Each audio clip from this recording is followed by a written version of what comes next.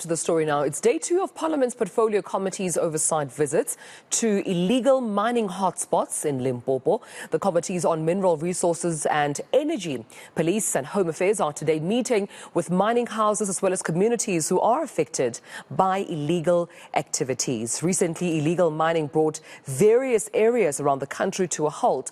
But eNCA's Moloko Moloto is covering this story for us and joins us now, of course, live from Limpopo. Colleague, good morning to you, rather good afternoon. Let's get into what the day's program has been looking like. I understand that oversight visit to illegal mining hotspots in Limpopo, quite a priority on the agenda this afternoon.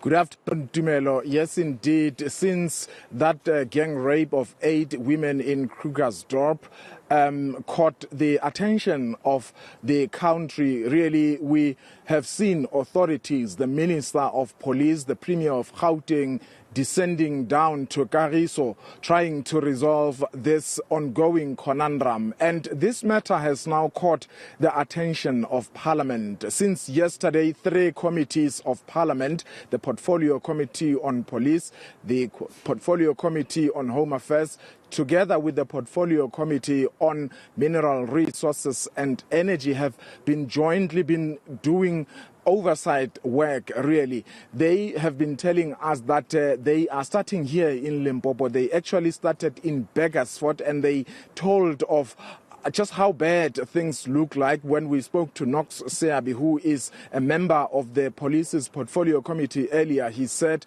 that in some cases the illegal miners are actually mining or digging around people's houses. So there's that disrespect of other people's rights to exist. Now, these committees earlier held a meeting with some committee members at a hall at Ward 1 in Polokwane. They then came to one of these 2 mines where this illegal mining activity is apparently taking place. But let me bring into this conversation Mr. Sahlulele Luzipo. He is the chairperson of Parliament's Portfolio Committee on Minerals and Resources. Mr. Luzipo, thank you so much for agreeing to speak to us. Just in a nutshell, why are you here?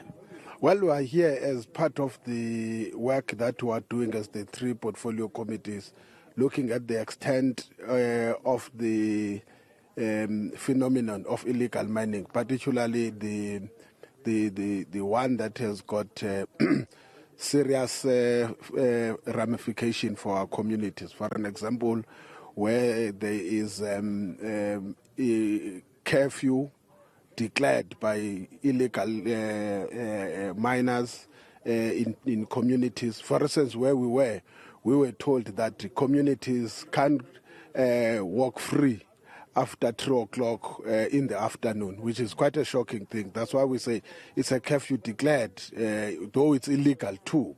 But also we've got cases that were reported of rape, women being raped, people being murdered, even inside taverns.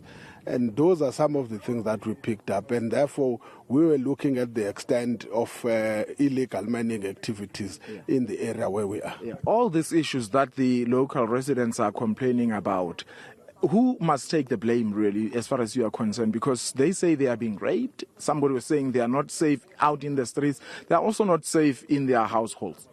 Look, I don't think it's a question that we must look who to blame. We must ask what is the solution. And that's what we are trying to find a solution. I think if an individual or individuals decide to embark on crime, and we say who is to be blamed, the question is how do you curb and how do you make sure that you clamp down on criminal activities and criminal elements.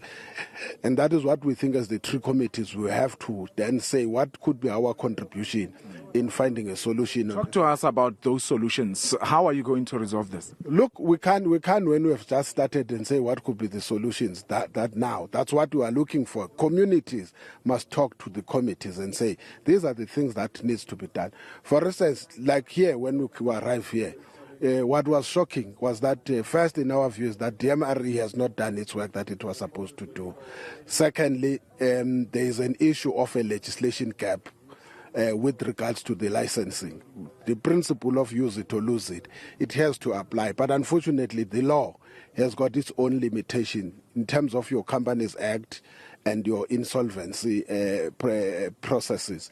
And these are the things that we think we'll have to close gaps on. There are other measures. For an example, the commodity challenge that we're having is gold. We are looking at how do we then put an international pressure to categorize gold as one of the scarce mineral resources, and therefore it has to be tightly regulated that no individual can just be found in possession of such a commodity. You've heard them. They're saying that actually they want these people to leave their area. They are saying some of them actually are foreign nationals here illegally. So they are threatening to take the law into their own hands. When you leave here, you're leaving possibly today. Should they understand you to be saying that when you leave, the situation would not have improved? No. Let's draw a distinction, and I've been explaining this thing. A committee of parliament has got no authority of operation. A committee of parliament put in place legislation, and what is expected is that when that legislation is in place, it must then be effected.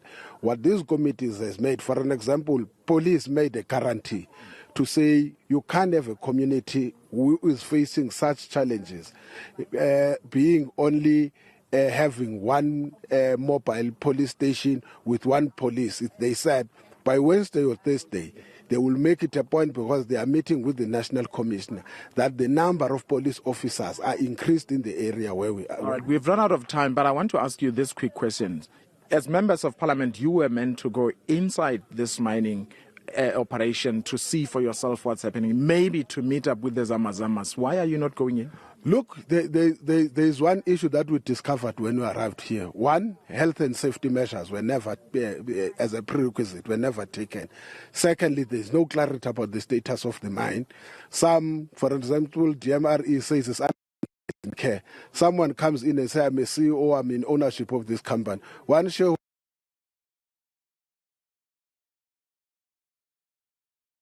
things, therefore, it means that if you get in at your own risk. Liabilities are not for us. And one of the things that they've said, they said there are dangerous gas that are coming from up on surface.